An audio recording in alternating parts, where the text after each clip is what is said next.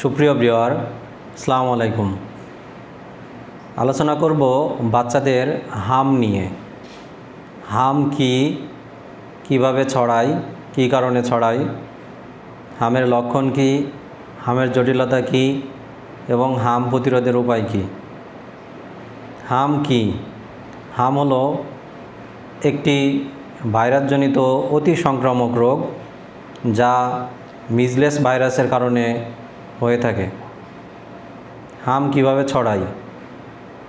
হাম আক্রান্ত ব্যক্তির হাসি কাশির মাধ্যমে, আক্রান্ত ব্যক্তির সংস্পর্শে আসলে হাম হয়ে থাকে।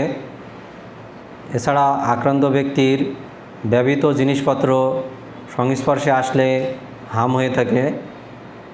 রোগ প্রতিরোধক ক্ষমতা কম হলে হাম হওয়ার সম্ভাবনা বেড়ে যায়।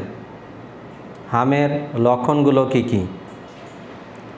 একজন শিশু হামে আক্রান্ত হবার 7 থেকে 14 দিনের ভিতরে তার শরীরে লক্ষণগুলি প্রকাশ পায়। প্রথমত শরীরে অল্প জ্বর আসে, তারপরে অত্যাধিক জ্বর আসে, শরীরে র্যাশ দেখা দেয়, লাল লাল, নাক দিয়ে পানি পড়ে, অধিক কাশি হয়, চোখ রক্তবর্ণ হয়, রোগী কিছু খেতে চায় না, শরীর ব্যথা হয়। এই লক্ষণগুলো হামের। হামের জটিলতা কি? হাম হলে হামের কারণে অনেক জটিলতার সম্মুখীন হতে হয়। কোনো বাচ্চার নিউমোনিয়া, মস্তিষ্কের প্রদাহ, ডায়রিয়া, কানের প্রদাহ ইত্যাদি দেখা যায়। আমরা কিভাবে হামকে প্রতিরোধ করতে পারি?